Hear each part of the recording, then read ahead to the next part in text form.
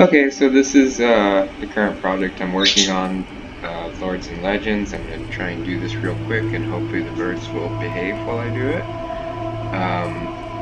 I'm just going to walk you through the level, and you can kind of get a feel for the mood. Lords and Legends is a competitive, fast-paced, multiplayer, arena-style. It's kind of like, think Counter-Strike meets World of Warcraft meets EQ meets like Quake Arena. And then I still got to work up the blueprints or the ability system. It's going to take another couple weeks, but then it'll actually start to resemble like a game that you can actually play. But right now I'm just going to walk you through the level, and you can kind of get a feel for the mood that I'm going for in the game. It's the art style is, photorealistic. I want to kind of capture that gritty, heavy feeling that Battle has. This level is very foggy because war is very obscure, conflict. It just kind of adds a bit of, it actually makes the space a bit bigger, and kind of pulls distractions away from whatever the player's doing. So if there's, somebody right in front of them, there's not all kinds of distractions in the background scenery. And for the most part, they're going to be totally focused on what's going on right in front of them anyways, so I'm not really expecting them to players to pay a lot of attention to the details, but they would certainly notice if they weren't there. Walking around, I just want it to be very difficult to get a sense of direction, and actually right now the fog is a bit heavy because it's set up for the main menu. I haven't had time to tweak this level very much. I just kind of got it together and got it to the point where I can make the title screen. So honestly, I can't even find my way around. I just know some of the markers. So this is about the middle of the map over here. And over here is a regen pool where players are going to basically be fighting heavily for control over the spot, because it's going to determine, whether somebody's healer is going to run out of mana or not. Yes, it is. So this is kind of basically what's going to happen. This is what you're seeing is all replicated. The sounds are replicated to the other clients. And if another player jumps in, it's not going to start double playing effects.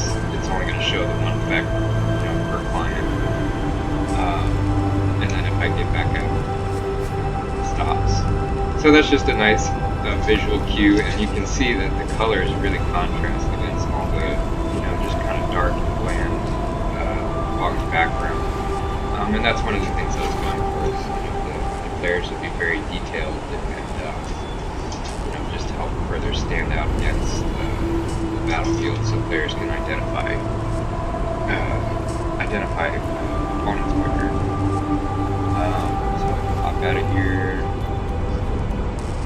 The gate scene that I was doing. And as you can see, I do have the first person view, which I actually quite like. I don't know how practical it is for, the gameplay. I don't think most people will use it, but as we move towards VR, I think we'll see more and more people enjoying the style. So over here is kind of like the exit for the level.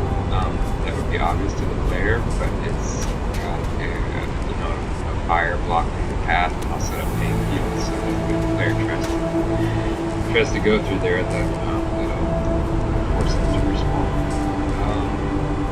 And so the general idea behind this level, which would look like a bug fix, the general idea behind this level is, you outside some really old, tall trees, and on the inside is kind of these younger looking trees.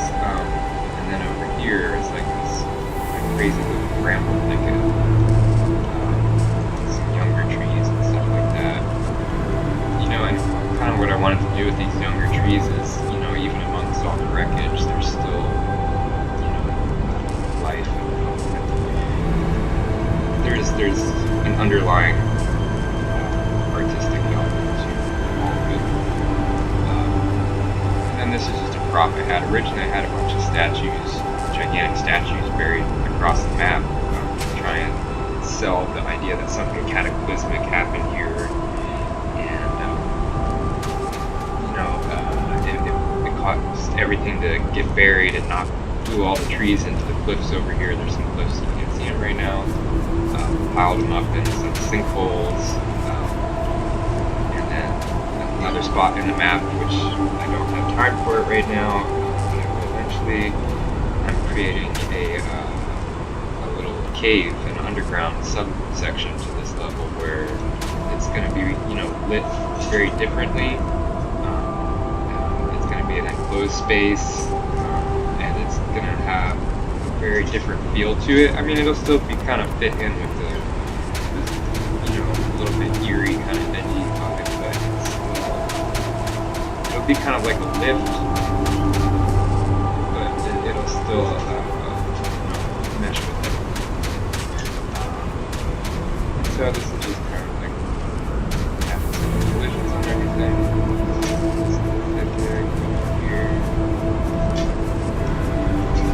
The level's not finalized. This is just I got it to a point where I'm not very comfortable with it. I can see myself playing on it because I'm not a fan of WoW and EverQuest. Pretty much, I mean, those are the two main inspirations, but I've played pretty much everything out there that's related to this kind of genre.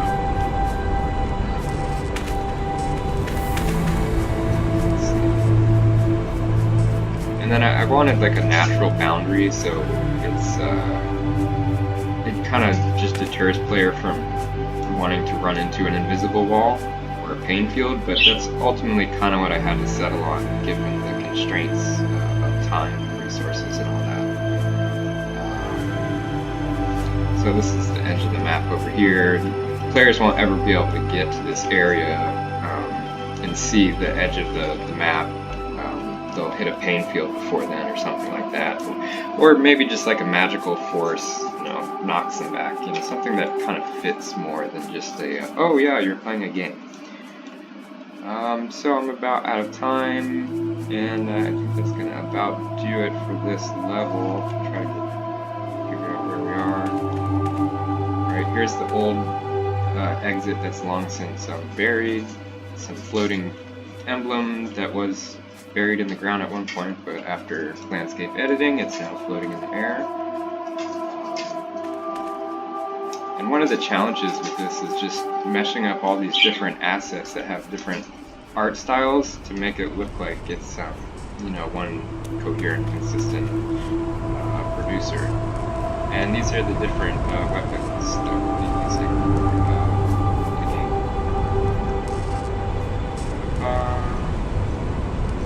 Yeah, so I'm hoping to have open alpha testing available sometime December of this year, January of next year.